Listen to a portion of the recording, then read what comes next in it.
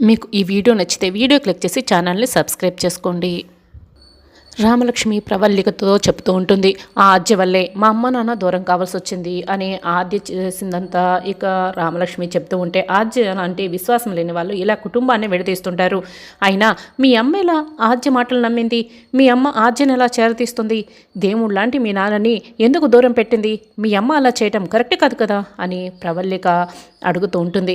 లేదు, మా అమ్మ చాలా మంచిది. వాళ్ళ చెల్లెలకి ఇచ్చిన మాట నిలబెట్టుకోవడం కోసమే ఆద్యని చేరదీసింది.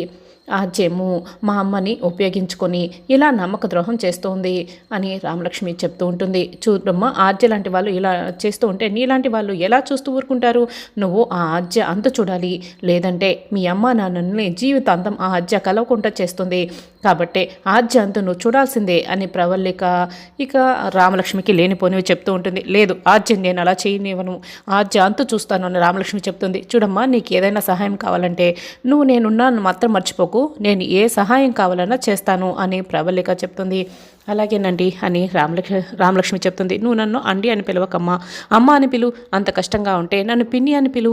రఘు కూతురు నన్ను ఆప్యాయంగా పిన్ని అని పిలిచినా నాలో అమ్మతనం ఉందనిపిస్తుంది అని ప్రవల్లిక అంటుంది. నేను వెళ్ళొస్తానని రామలక్ష్మి చెప్పాక వెళ్ళిపోతుంది.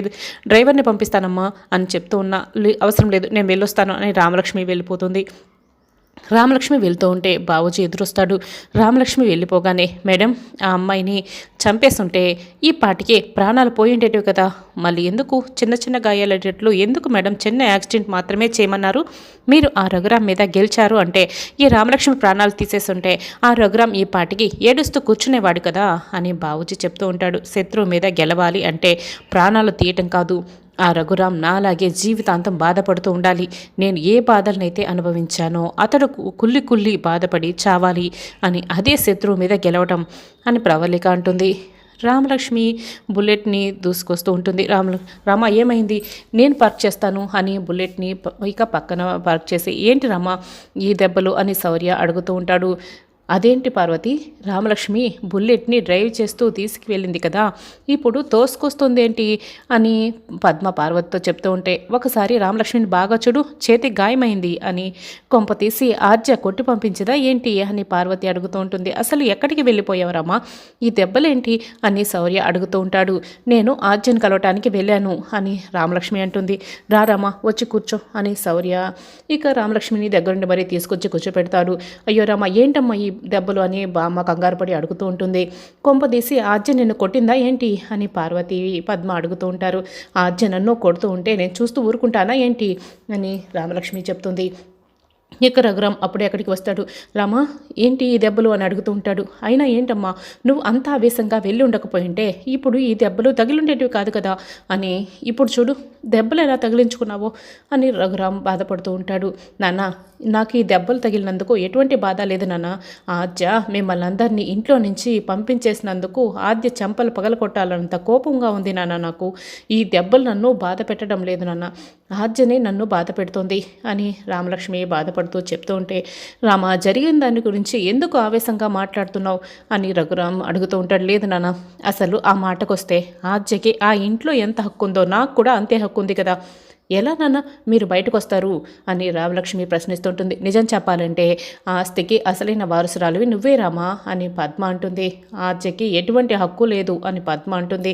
అయినా ఇప్పుడు ఆద్యకి కూడా హక్కు ఉందనుకో, ఆద్యకి సగం హక్కు ఉంటుంది, నాకు కూడా సగం హక్కు ఉంది కదా. ఆ ఇంట్లో మీరు గీత గీశారు, సగం దాంట్లో వాళ్ళు ఉంటే సగం దాంట్లో మనం ఉంటాం, ఇంకా ఇక్కడే ఉండడం ఎందుకు నాన్న, పదండి నాన్న అని పద్మ చెయ్యి రఘురాం చెయ్యి పట్టుకొని వెళ్దామని రామలక్ష్మిగా బలవంత పెడుతూ ఉంటుంది. చూడమ్మా రామ, ఆ ఇంట్లో ఉండటం నాకు ఇష్టం లేదు అని రఘురాం అంటాడు. నా ఆస్తి అయినప్పుడు మీరు ఎందుకు ఉండకూడదునా అని రామలక్ష్మి అడుగుతూ ఉంటుంది. చూడమ్మా, తండ్రి స్వార్జితమైన ఆస్తిలో కూతురు ఉండొచ్చు, కానీ కూతురు స్వార్జితమైన ఆస్తిలో తండ్రి ఉండటం బాగుంటుందమ్మా అని రఘురాం చెప్తాడు. ఇక నుంచి ఇదే నా ఇల్లు, పుట్టిల్లు, ఆ ఇంటితో నాకు ఎటువంటి సంబంధం లేదు, మళ్ళీ ఆ ఇంటికి రమ్మని నన్ను ఎలాంటి బలవంతం చేయకమ్మా అని రఘురాం ఇక లోపలికి వెళ్ళిపోతాడు. ఇక ఆద్య కూర్చొని రామలక్ష్మి ఇక తిట్టిన తిట్లన్నీ తలుచుకొని బాధపడుతూ ఉంటుంది. చెంపపై చేయి వేసుకొని మరీ చూసుకొని బాధపడుతూ ఉంటుంది. అప్పుడే జానకి అక్కడికి వస్తుంది. అమ్మ ఆద్య బాధగా ఉన్నావమ్మా అని అడుగుతూ ఉంటుంది. లేదు పెద్దమ్మ, ఏం బాధ అని ఆద్య అడుగుతూ ఉంటుంది. అప్పటికి ఇక ఏమీ బాధపడినట్లే నటిస్తూ ఉంటుంది. లేదమ్మా, రామలక్ష్మి నిన్ను చేయి కూడా చేసుకుంది, అన్నేసి మాటలు మాట్లాడింది కదా, అందుకే నువ్వు బాధపడుతున్నావని నాకు అర్థమైంది అని జానకి అంటూ ఉంటుంది. పెద్దమ్మ, రామలక్ష్మి నన్ను కొట్టినందుకు కూడా నాకు బాధ లేదు పెద్దమ్మ.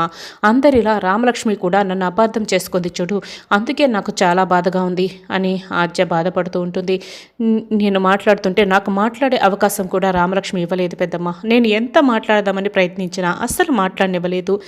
నేను వెంటనే రామలక్ష్మితో మాట్లాడాలి పెద్దమ్మ, నేను ఇప్పుడే వెళ్తున్నాను పెద్దమ్మ అని ఆద్య బయలుదేరుతూ ఉంటుంది. అమ్మ ఆద్య వద్దమ్మా, అది కూడా ఈ సమయంలో నువ్వు వెళ్ళకూడదమ్మా, ఇది సరైన సమయం కాదు. ఇప్పుడు రామలక్ష్మి మాట్లాడిన మాటలన్నీ కూడా రామలక్ష్మివి కాదమ్మా, వాళ్ళు ఎన్నో నూరు పోశారు. రామ మాటల వెనుక వాళ్ళు నూరు పోశారన్నది నాకు అర్థమైపోతుంది. ఇవన్నీ రామలక్ష్మి మాటలు కానే కావు, వాళ్ళ మాటలే అని జానకి అంటుంది. వాళ్ళు నీ మీద కోపంతో రామలక్ష్మిని రెచ్చగొట్టి ఇక్కడికి పంపించారు. వాళ్ళు అనాల్సిన మాటలన్నీ కూడా రామలక్ష్మితో అనిపించారు. ఇప్పుడు నువ్వు వెళ్ళావు అంటే ఖచ్చితంగా వాళ్ళు కూడా ఇలాగే మాట్లాడతారమ్మా, వద్దమ్మా వెళ్ళకు అని జానకి బతిమలాడుకుంటూ ఉంటుంది. ఏంటి పెద్దమ్మా, ఇప్పుడు నేను వెళ్ళానంటే రామలక్ష్మిలాగే వాళ్ళు కూడా నన్ను కొడతారేమో, కొట్టనివ్వు పెద్దమ్మా. నేను ఇలాగే భయపడి వెళ్ళకపోతే ఈ అపార్థం ఇలాగే పెరిగిపోతుంది పెద్దమ్మా. ఈ అపార్థం ఎలా పెరిగిపోతే నీకు పెదరానికి మధ్య దూరం మరింత పెరిగిపోతుంది. అలా జరగకూడదు పెద్దమ్మా, నేను ఇప్పుడే వెళ్ళి మాట్లాడతాను పెద్దమ్మా అని ఆద్య ఇక బయలుదేరుతూ ఉంటుంది. వద్దని జానకి ఎంత చెప్తున్నా ఆద్య అయితే వినదు, వెళ్ళిపోతుంది. ఇక వెంకట్రావు ఒక చోట నిల్చొని వెయిట్ చేస్తూ ఉంటాడు. అప్పుడే సీను అక్కడికి వస్తాడు. రే పుత్ర, తెచ్చావా అని ఫుల్ బాటిల్ ఎక్కడ్రా అని అడుగుతూ ఉంటే చిన్న క్వార్టర్ బాటిలే చూపిస్తూ ఉంటాడు.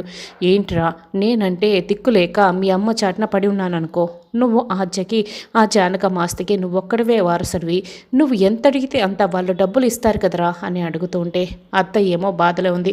ఆద్యని డబ్బులు అడిగితే కొట్టేలా ఉంది, ఇంతకు మించి నన్ను ఎంత కొట్టినా చిల్లర కూడా రాలేదు నాన్న అని సీను చెప్తాడు. మరి వైన్ షాప్లో అప్పు అడగకపోయావా అని చెప్తూ ఉంటే అరువు లేదని అక్కడ బోర్డు పెట్టేసి నా పరువు తీసేసావు కదా నువ్వు అని సీను అంటాడు. అయినా ఈ కాస్త నాకు ఎలా సరిపోతుంది అని వెంకట్రావు అడుగుతాడు. అప్పుడే ప్రవళిక బావూజీ కారులో వెళ్తూ ఉంటాడు. వెంకట్రావుని చూసేస్తారు, రమ్మని పిలుస్తారు. వెంకట్రావు అయితే ఇక పరిగెత్తుకొని వాళ్ళ దగ్గరికి వస్తారు. మీరు ఫర్నిచర్తో ఇంటిని నింపింది మీరే కదా, ఏంటండి ఇలా అని అడుగుతూ ఉంటే ఇదిగోండి అన్నయ్య ఫుల్ బాటిల్ అని ఫుల్ బాటిల్ ఇస్తూ ఉంటుంది. ఏంటి, మీరు నన్ను అన్నయ్య అని పిలుస్తూ ఫుల్ బాటిల్ ఎందుకు ఇస్తున్నారు అని వెంకట్రావు షాక్ అయి అడుగుతూ ఉంటాడు.